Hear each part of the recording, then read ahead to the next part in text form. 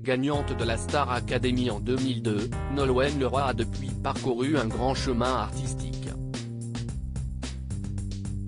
Dans l'émission Chemin de traverse sur France 3, diffusée ce vendredi 18 août, elle participe à un dîner avec Armande Altaï et Emma Doma et en profite pour se confier sans tabou sur les coulisses du télécrochet de TF1.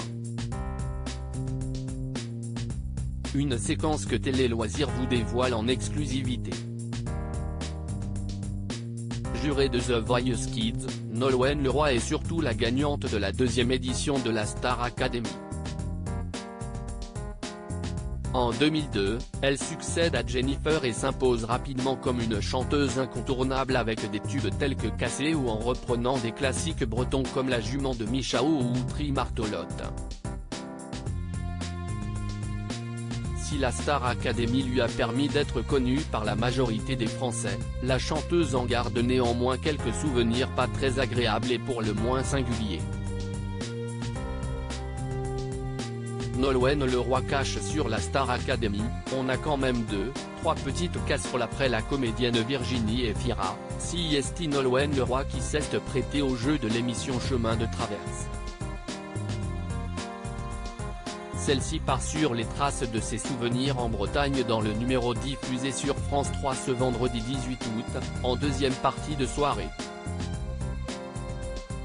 La présentatrice Agathe Le Caron lui organise un dîner surprise avec Armande Altaï, ancienne professeure de chant de la Star Academy, son ancienne camarade Emma Doma, André Manoukian et Pascal Jaouan.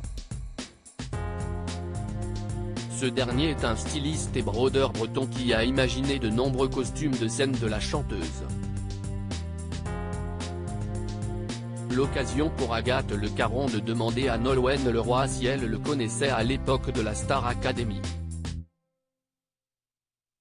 L'artiste ne peut alors s'empêcher de répondre que malheureusement non.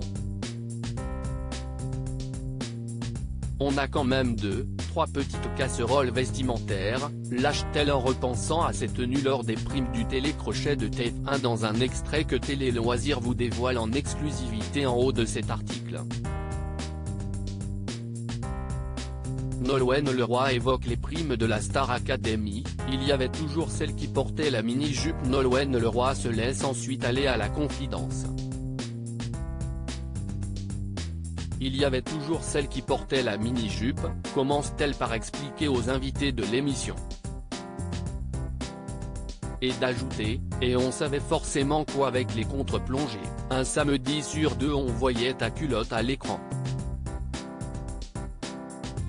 André Manoukian explique alors toute la complexité que pouvait représenter la Star Academy pour de jeunes talents qui n'avaient pas du tout l'habitude d'être sous le feu des projecteurs.